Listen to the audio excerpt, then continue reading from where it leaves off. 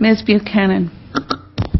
I have a number of questions, but I'll start with, since you're just talking about management, because we, as you know, at our last meeting, we talked about the fact that the legislature gave, not you, but the High-Speed Rail Authority, the authority to hire individuals to fill those positions. They were exempt from civil service, and we had the discussion at the last meeting. So what positions have you filled? We had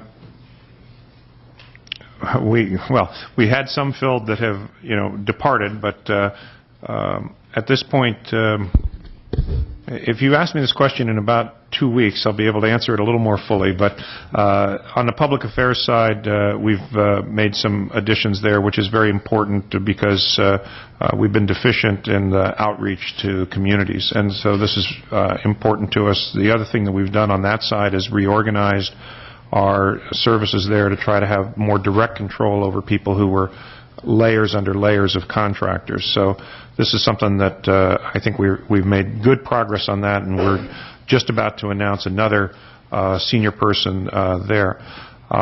We have a person who we've brought over, and we haven't announced this yet, but we filled a person who's essentially the Director of External Affairs that we've brought over from BT&H, who's working with us. That announcement will happen soon. We had a risk manager, but then that fell through, but we actually may have that again. So external affairs, is that PR? No, as I'm saying, it's, well, we did fill, we lost our press secretary, and we have just filled that in.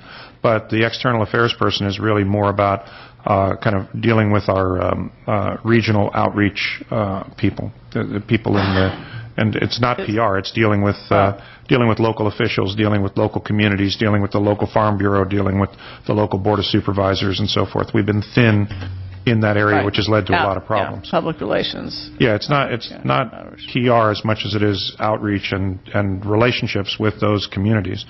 I believe we will be announcing a CFO very soon.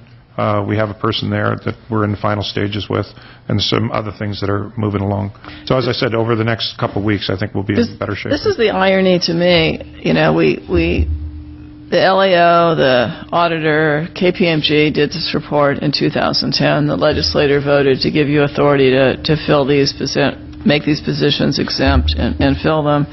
We've done a business plan and an updated business plan, and yet the people who we're going to need to supervise and carry this out aren't even in place, but we have people who can outreach to communities and PR people. And, when I take a look at projects, whether they're some of the IT projects we've had where we've made mistakes, or, my own very limited experience with construction projects, inevitably they fail because of the lack of both upfront planning and having the right management team or construction supervisors, whoever, in place. And part of the concern that came out in all the reports was, as you say, contractors supervising contractors. Right. No real leadership there. But now we're being asked to approve $5.8 billion without having a management team in place. I mean, without having people who, I respect your background, as you know, and all of that, but I mean, it seems to me like the people who are going to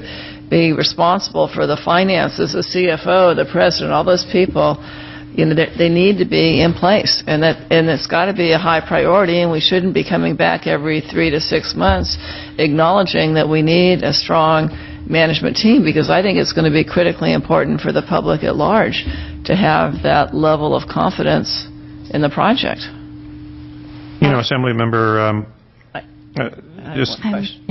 Mr. Richard, if you could just I'm sorry, excuse me. Hold off 1 minute. minute. I have other questions, so I'm willing to defer as long as I can come back. What happens when I take my classes? We'll come back, Ms. Buchanan, but Ms. Galgiani, who has such a long history with this project, wants to say something. Yes, I wanted to respond to that because I can speak to what happened before Mr. Richards came on the High-Speed Rail Authority Board. I introduced AB 289 in 2009, actually, to provide the additional staff positions, and one of those staff positions was for a risk manager. And while that bill got out of the Assembly, when it was on the Senate side, it was double joined to another bill. that once it went to the governor, while the governor supported giving the additional staff, the other policy wasn't supported, and for that reason, my legislation didn't pass. Therefore, the authority to hire some of these positions never happened in 2010 as it should. So in a way, it really set the authority back in the ability to bring on the necessary staff persons to address the very things that you're raising. And you're absolutely right. We tried to do that, and... But it doesn't matter whether it passed or didn't pass. The essential question is, you know, how, I mean, they've had the authority now for 2 years, so the essential question is how are we going to ensure that we have the right people on board, that they've reviewed the plans, they have the confidence in it, so that when this project moves forward, we can assure not only the public and ourselves that we have the proper management structure in place to deliver a project. Can I ask Mr. Richard now to respond? Well, Assemblymember, first of all, it would probably be, let me just say that what goes through my mind as I'm listening to that is that there's no reason for you to assume that Mr. Rossi or I or our colleagues are going to sign our names to these contracts without a management team in place. So we don't disagree with you at all on this. I will tell you that the one little piece of this that I will point out is that it has been challenging. I mean, we've reached out to some very top-level people to come in when Mr. Van Ark was leaving to try to jumpstart the CEO process. This is nobody's fault, but just the fact of the matter that this has been a controversial project without any real assurance that it was going to go forward is not the greatest recruiting tool when you're asking somebody to pick up their family and move them to Sacramento.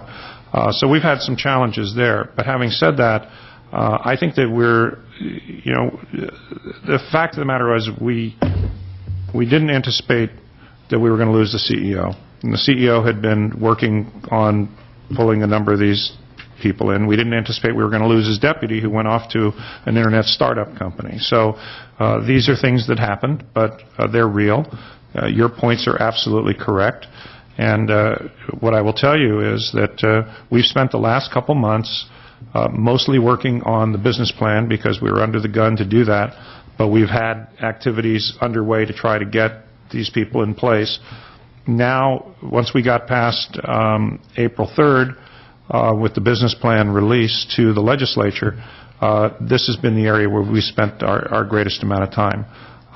If I am back in front of you at another one of these hearings kind of at the same place, then there's going to be a problem. My hope is that literally over the course of the next few weeks and so forth that we'll be able to look at you with some things that will give you greater confidence. But I can't make things up at this point. We are where we are. I have a few other questions. One relates to the bookends, which I think is a good approach. But the bond itself had just under $1 billion in it for connectivity. Yes. Do you think there's any risk in anyone challenging whether the additional billions we're going to spend on the bookends is truly high-speed rail or connectivity?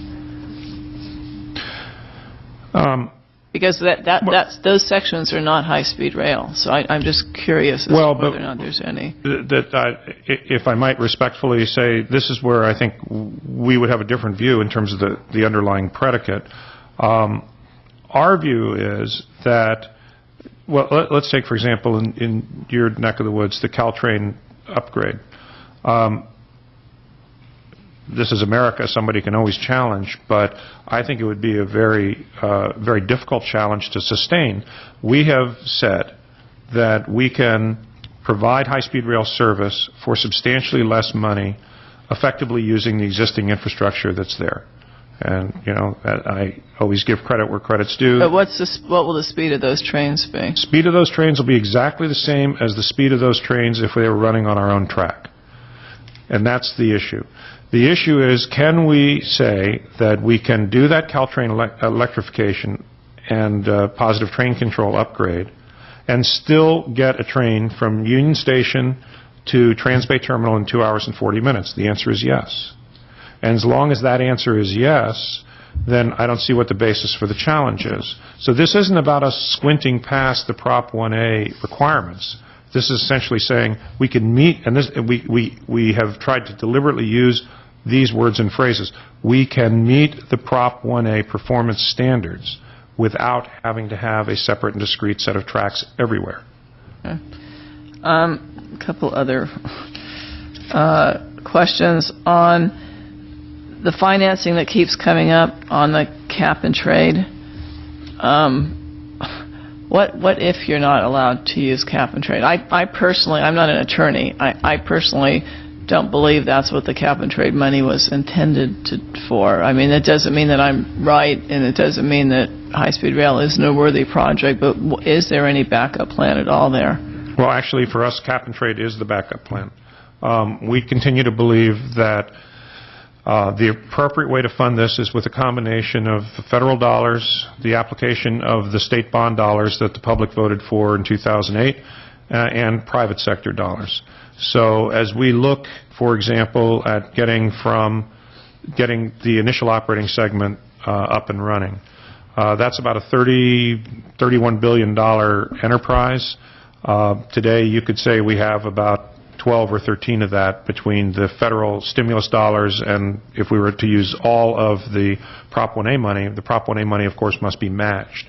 So to get from Bakersfield to Palmdale, which, as Mr. Kempton mentioned, is a critical gap closure, which would then link us up with Metrolink at that point, that's about another $11 billion. We'll still have, even after the bookend investments, approximately four to five. And we're telling the federal government, we think you should match that over the next 10 years. And I know what the current funding environment is and all that, but I also knew what it was in 1994 when the House of Representatives changed and I was trying to get BART to the airport. Well, in 1994, we were in the middle of a dot-com bubble, and by Not quite yet. No, we were in a recession, actually, coming out of a recession. Coming out of a recession, the beginning of a dot-com bubble, where right. Unless we think we're going to have another bubble that's going to dramatically increase general fund. What I think we're going to have, Assembly Member, is I think we may, after this next election, I think we may get back to the more bipartisan approach to support of high-speed rail that has been there, including with the chair of the Transportation Infrastructure Committee, Mr. Micah. That's my hope. If that doesn't happen, it doesn't happen. The other thing that we're doing is we're starting to look at something that has not been looked at heretofore at high-speed rail, which is all the ancillary revenues we can get from leasing our right-of-way for fiber optics, for solar, from transit-oriented development. We think that there's a substantial amount of funding there that we haven't plumbed yet. So we're going to look at all those areas, and then cap and trade is a backup. It's not certain, but I will tell you, these days in the transportation area, not much is certain. I mean, if you look at Congress, you look at regional transportation plans around the state, they depend on federal funding. The Congress right now is considering whether to slam the door on mass transit having access to the Highway Trust Fund. So there's a lot of uncertainty in this world. Let me just leave with these, or finish with these closing comments, because I do hope high-speed rail is in the future of the state of California. But the problem I face with my constituents is our transportation systems were all primarily built to move people north and south. Around where I live, I mean, on the other side of the bay, it's 101, 80, 680, 99, 5, all designed primarily to move people north and south. But our population has grown west to east.